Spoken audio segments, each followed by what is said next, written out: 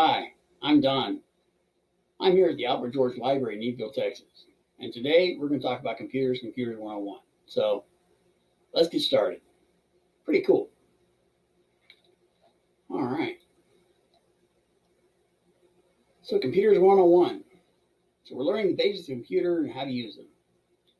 Today by Fort Bend County Libraries. Welcome. I hope you're excited to be learning. Today we're going to go over computers, how they work, what they are, what they do. So they're not going away. So our objectives today, we're going to identify the computer parts, the hardware. We're going to learn how to utilize the computer parts. We're going to identify and use computer programs in the library, which is called software. So let's talk about the history of computers. Charles Babbage created the first powered computer. He designed the first automatic computing engine. He invented computers but failed to build them. The first complete Babbage engine was completed in London in 2002, 153 years after it was designed. They wouldn't fund his computers while he wasn't built. So difference engine number 2, here's a picture of it. It was built faithfully to the original drawings. Consists of 8,000 parts, weighs 5 tons, and measures 11 feet long. We invite you to learn more about the extraordinary object its designer, Charles Babbage. This is a sight no Victorian ever saw in 1849. And you might think it's a big computer, but trust me, it wasn't.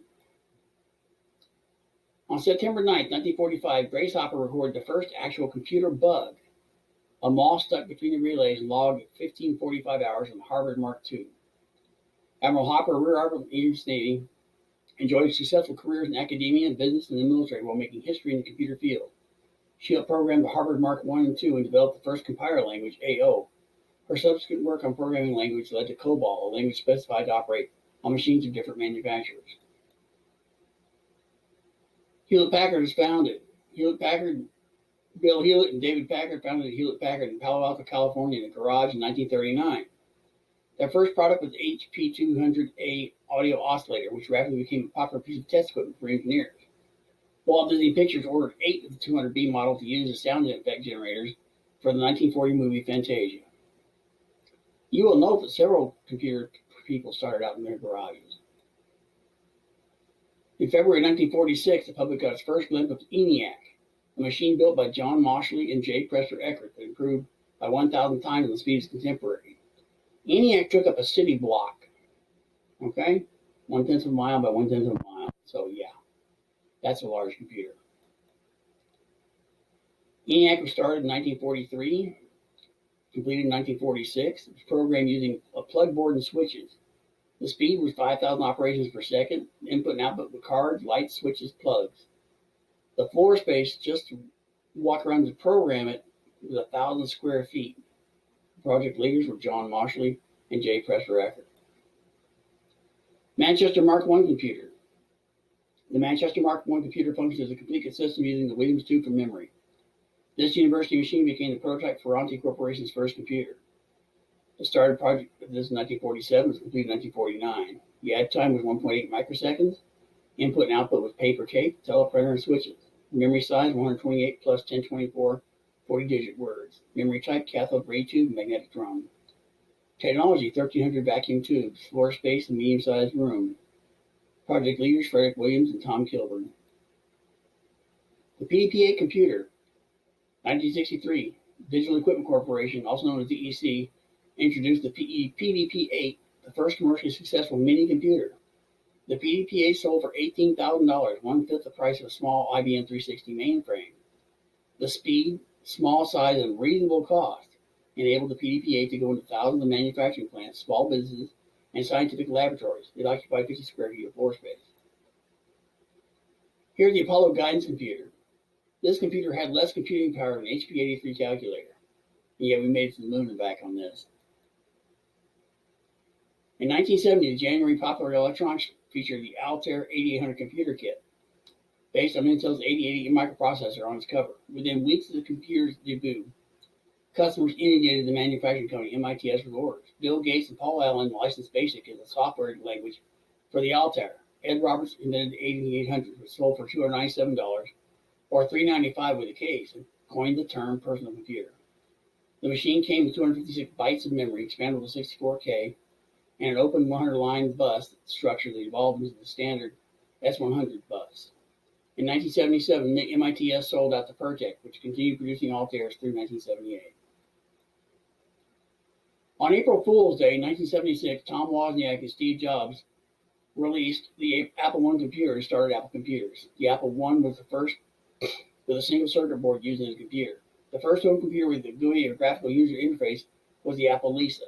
The very first graphical user interface was developed by the Xerox Corporation at the Palo Alto Research Center, Park Center in 1970. Steve Jobs visited Park in 1979 after buying Xerox stock and was impressed and influenced by the Xerox Alto, the first computer ever with a graphical user interface. Jobs designed the new Apple Lisa based on technology he saw at Xerox.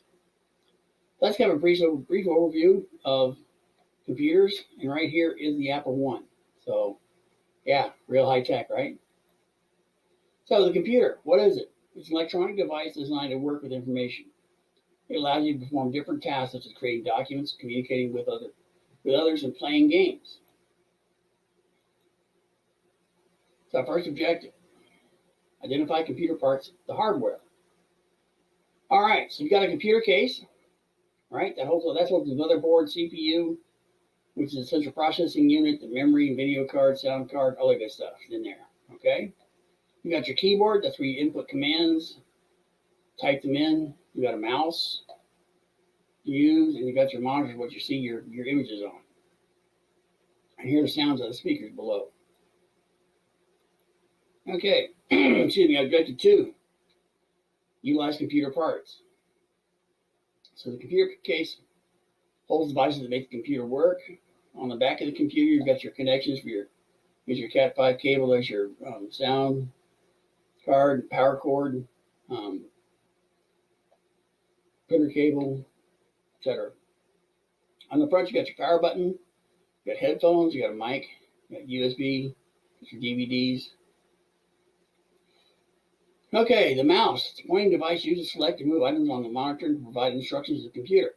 So to properly hold a mouse, you put your hand on the mouse, you rest your index finger over the left mouse button, and your middle finger over the right mouse button, and use your thumb and ring finger to stabilize the mouse. A click is press the left button once. Double click, you press the left button twice quickly.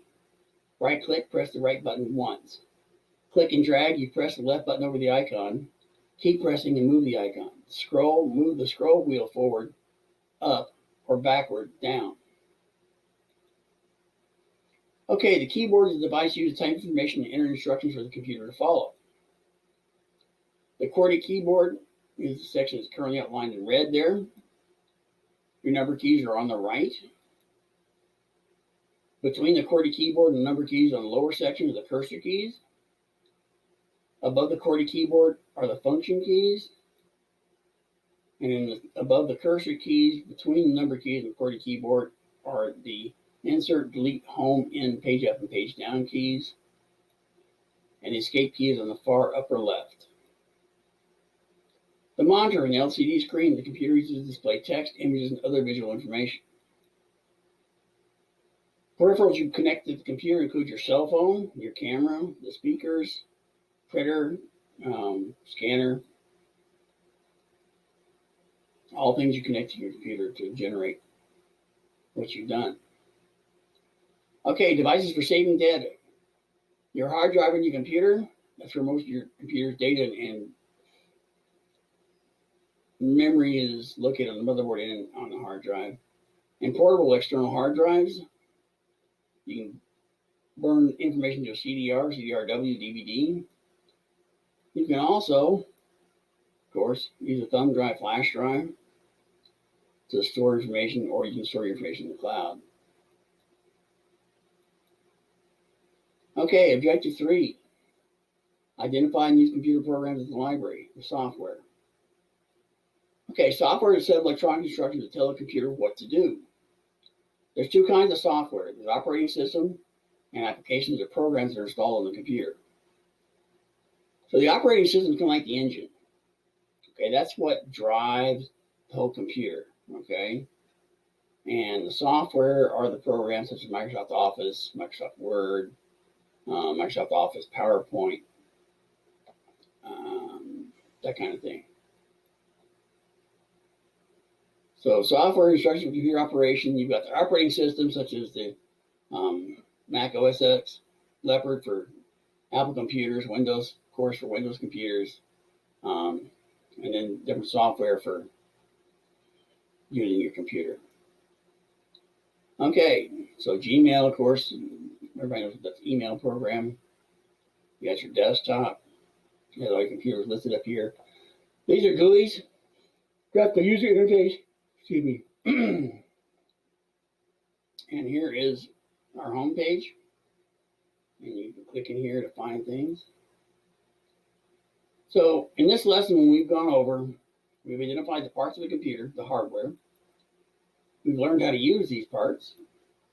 We've identified the computer programs available to the library and their uses, the software. So where can you learn more? Well, here at Fort Bend County Libraries, we have additional computer classes, related classes you can take. We also have books, DVDs, and we have Learning Express Library Database, which has all kinds of classes on computers and computer software. So hopefully you've learned a lot about computers today. If you have more questions, please give us a call.